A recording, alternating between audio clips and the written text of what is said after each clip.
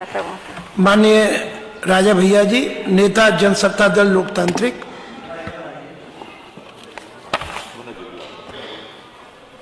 माननीय आप बैठिए, सुन के जाइएगा। बुला रहे हैं। अच्छा, से कैसे? बहुत बढ़िया मैडम। माननीय अधिष्ठाता महोदय, महामहिम श्री राज्यपाल के अभिभाषण पे आपने बोलने का अवसर दिया, इसके लिए आपका आभार व्यक्त करते हैं। और अपने वक्तव्य में हमारा ये प्रयास रहेगा कि बहुत संक्षेप में बातें रखें। जो माननीय सदस्यों ने अभी तक इस सदन में कहा है, उनकी बात कम से कम दोहराई जाए और ऐसे विषय रखे जाएं जिससे जो लोग हम लोगों को निर्वाचित करके भेजते हैं, उस हर जाति वर्ग अगड़े पिछड़े हर समूह से जुड़ी हुई उनके हित की बातें, और यही जनसत्ता दल का सिद्धांत भी है। इसी पे हम लोग निर्वाचित होकर के आए हैं। श्रीमान, विद्यालय के दिनों में हिंदी भाषा, जब हमारे हिंदी के शिक्षक हम लोगों को पढ़ाते थे तो अलंकारों की चर्चा होती थी। उसमें एक अलंकार है अतिशयोक्ति अलंकार, हम सभी लोगों ने पढ़ा होगा। तो जब भी बजट पे चर्चा होती है या महामहिम श्री राज्यपाल के अभिभाषण पे चर्चा होती है, तो मैं समझता हूं कि इस अलंकार का प्रयोग सत्ता पक्ष और विपक्ष दोनों भरपूर करते हैं। और मैं ये कहना चाहता हूं कि सरकारें न इतनी अच्छी होती हैं जितना सत्ता पक्ष कहता है, और सरकारें न इतनी बुरी होती हैं जितना विपक्ष बताता है। और हम यहां जो भी बोलते हैं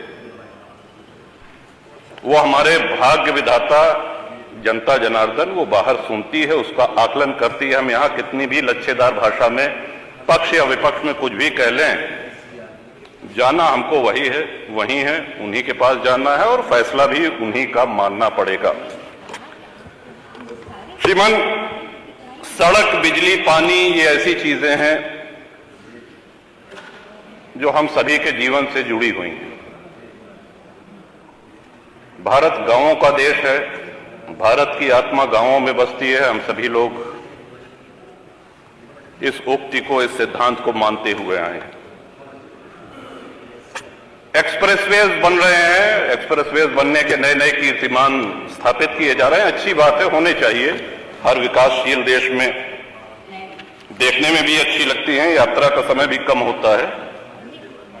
लेकिन कहीं ऐसा तो नहीं है कि एक्सप्रेसवे के चक्कर में हम गांव की सड़कों को भूल गए हैं। आज ग्रामीण सड़कों का जो हाल, जो गड्ढे हैं, क्या ऐसा तो नहीं कि उस ओर हमारा ध्यान नहीं जा रहा है? सड़कें गड्ढा मुक्त नहीं है श्रीमन, और उसका एक कारण कि जिस क्षमता पे ग्रामीण सड़कें बनाई जाती हैं, कभी हुआ करता था कि ट्रक जो है उसमें 6 चक्के हुआ करते थे।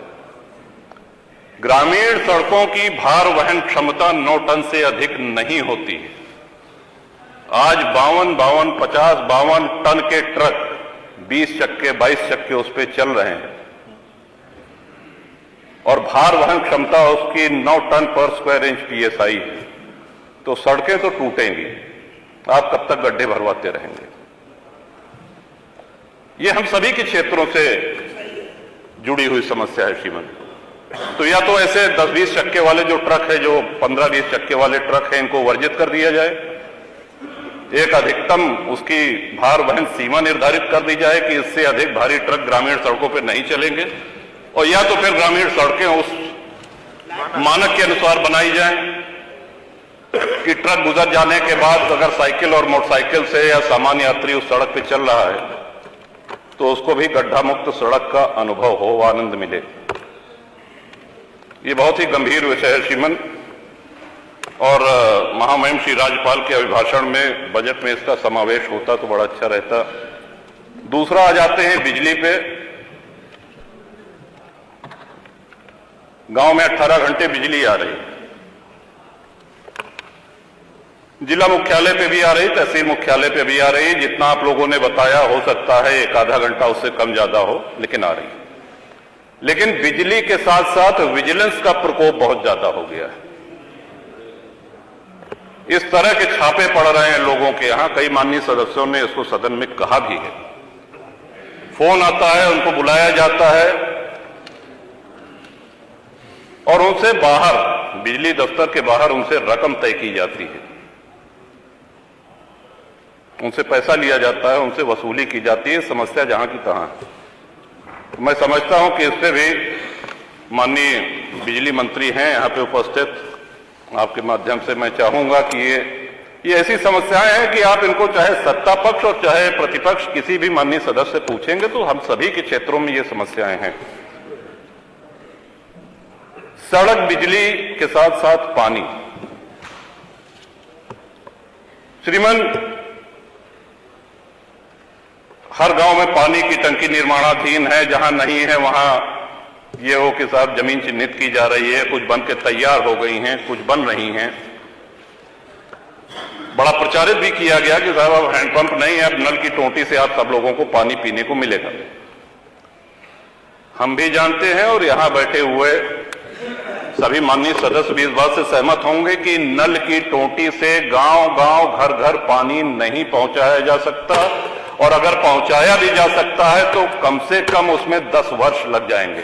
अब हैंडपंपों की जो स्थिति है, इस बार हम सभी जानते हैं कि बारिश कम हुई है, सर्दी भी कम पड़ी है।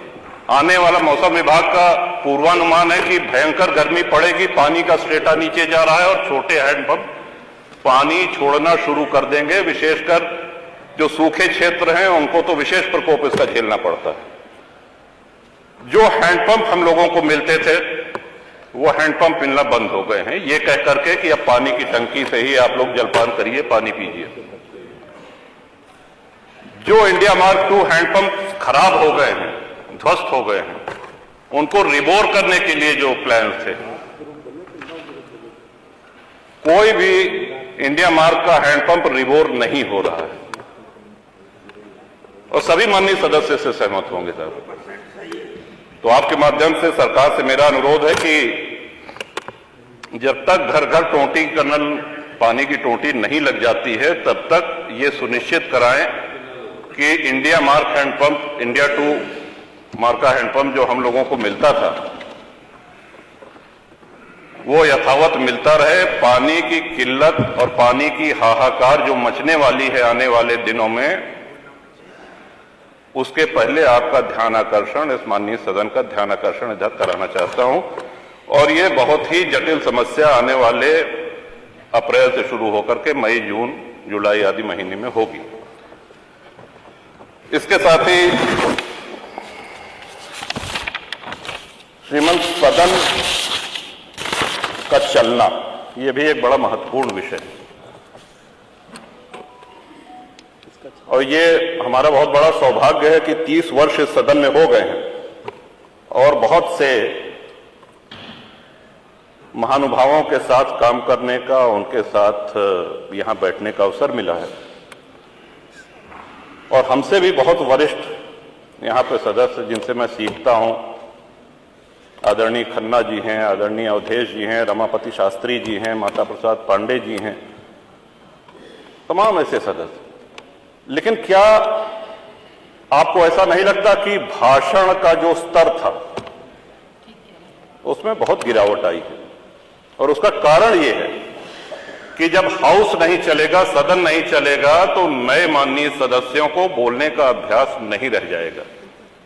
जब भी ये बात आती है कि साहब सदन चलना चाहिए, क्योंकि ये स्पष्ट लिखा गया है कि वर्ष में अपरिहार्य स्थितियों को छोड़ करके 90 दिन सदन का संचालन आवश्यक है।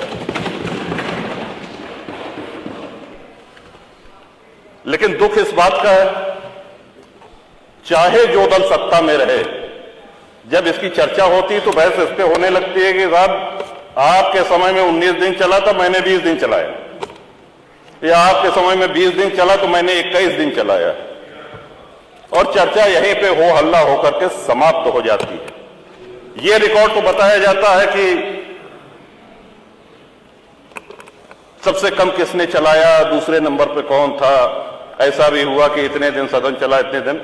क्या कभी हमने ये जानने का प्रयास किया कि जब हमारा देश आजाद हुआ था तो कितने दिन सदन चला था, या जब से ये सदन चलना शुरू हुआ है एक वर्ष में अधिक से अधिक सबसे ज्यादा किस वर्ष चला है, और क्यों ना उस रिकॉर्ड को हम लोग तोड़ें। सदन से बचना क्या थी, सदन के माध्यम से ही तो हम लोग अपनी बात कहते हैं, सदन के माध्यम से ही जन समस्याओं का निराकरण होता है, उनका निवारण होता है, लोकतंत्र मजबूत होता है। ये लोकतंत्र की आत्मा है, आत्मा को जितना मजबूत करेंगे उतना हम सभी लोग पुष्पित पल्लवित होंगे इस लोकतंत्र में। इसके साथ ही मैं ये भी कहना चाहूंगा श्रीमन कि आए दिन माननीय विधायकों के ऊपर मुकदमे कायम हो रहे हैं, और अक्सर धरना प्रदर्शन, यहां पे जो लोग भी बैठे हैं, किसी के दल और किसी के व्यक्तिगत उनके सार्वजनिक जीवन में कभी ऐसा अवसर ना आया होगा कि उन्होंने धरना प्रदर्शन न किया हो, और जब तक लोकतंत्र रहेगा तब तक ये होता रहेगा। तोड़ फोड़ की उससे हम सहमत नहीं हैं, हम हिंसा से भी सहमत नहीं हैं, लेकिन बहुत से ऐसे माननीय विधायक हैं जिनके ऊपर धरना प्रदर्शन, शांतिपूर्ण धरना प्रदर्शन के कारण मुकदमे कायम हुए हैं और आज भी हैं। उनको एमपी एमएलए कोर्ट जाना पड़ रहा है। कई बार ऐसा भी हुआ कि धरना प्रदर्शन में दूसरे अराजक तत्व आकर के हिंसा फैला देते हैं और झेलना विधायक जी को पड़ता है। एक अलग से अदालत गठित है, वहां जाना पड़ता है, वहां पे उनकी पेशी होती है और पूरा मुकदमा झेलना पड़ता है। तो ये तलवार जो लटकी रहती है माननीय विधायकों के ऊपर कि कब अदालत सजा कर दे। अभी कल भी एक माननीय सदस्य को न्यायालय ने दंड दिया, सौभाग्य से 2 वर्ष से कम अवधि की। तो सभी जनप्रतिनिधियों को प्रतिरोध कौन करेगा, आवाज कौन उठाएगा? अगर धरना प्रदर्शन के इतने गंभीर परिणाम आने लगेंगे तब तो विधायक और सांसद भागने लगेंगे धरना प्रदर्शन से। जनता की लड़ाई कौन लड़ेगा? ये गंभीर विषय मैं चाहता हूं कि इसको पूरी गंभीरता से ये सरकार ले और अनावश्यक मुकदमे हो। फिर मैं अपनी बात दोहरा रहा हूं कि हिंसा और उपद्रव का मैं समर्थन नहीं कर रहा हूं, लेकिन शांतिपूर्ण अगर धरना प्रदर्शन हुआ तो उसके लिए हमको अदालत के कटघरे में न खड़ा होना पड़े। जनता की लड़ाई लड़ने के लिए हमको मुकदमे न झेलने पड़े। श्रीमन, एक सुझाव और देना चाहता हूं जो प्रदेश सरकार के हाथ में तो नहीं है, लेकिन अगर आप संस्तुति कर देंगे तो प्रदेशवासियों का बहुत भला हो जाएगा। समाजवादी पार्टी के शासनकाल में आदरणीय अखिलेश जी ने एक नियम बनाया, उनकी संवेदनशीलता थी कि विधायक लोग अपनी निधि से असाध्य रोग, गंभीर रोगों से बीमार लोगों को आर्थिक सहायता हॉस्पिटल से उसका जो पर्चा आता था, एस्टिमेट बनता था, उसके हिसाब से दे सकते हैं। और उस योजना के कारण बहुत से लोगों की जान बची, बहुत से लोगों को चिकित्सा जो नहीं उपलब्ध हो सकती थी वो हुई।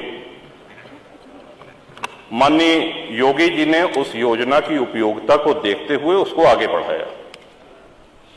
आए दिन श्रीमन चुनाव होते हैं, कभी लोकसभा का चुनाव, कभी विधानसभा का चुनाव, कभी विधान परिषद का चुनाव, और जब अधिसूचना जारी होती है तो हम लोगों को अपनी निधि व्यय करने में रोक लगा दी जाती है। मेरा अनुरोध है कि आपकी तरफ से, उत्तर प्रदेश की विधानसभा की तरफ से एक अनुरोध पत्र चुनाव आयोग को जाए। विकास कार्य भले रोक दिए जाएं, लेकिन जिस भी रुग्ण व्यक्ति को, जिस भी बीमार को कैंसर है, हार्ट डिजीज है, किडनी, लिवर आदि कोई भी गंभीर बीमारी है, तो उसकी वो बीमारी वो चुनाव आयोग की अधिसूचना समाप्त होने की प्रतीक्षा नहीं करेगी। तो ये मानवीय दृष्टिकोण पर श्रीमन ये अनुरोध है, और मुझे विश्वास है कि सभी माननीय सदस्यों की भी सहमति इसमें होगी। और इस तरह से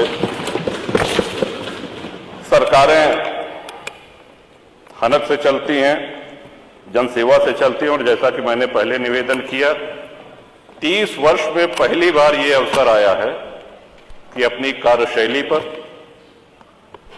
अपने कार्यकलाप पर योगी जी के नेतृत्व में सरकार दोबारा आई है, रिपीट हुई है, और ये बहुत बड़ी उपलब्धि है, बहुत बड़ी उपलब्धि है। कि मतलब आज जहां हर तरफ, ठीक है, हमको राष्ट्र हित में, हमको प्रदेश हित में, हमेशा मेरे दल जनसत्ता दल का ये रहा है कि जो भी पिछड़े हैं, जो भी वंचित हैं, उनकी लड़ाई शुरू से मैं लड़ता आया हूं।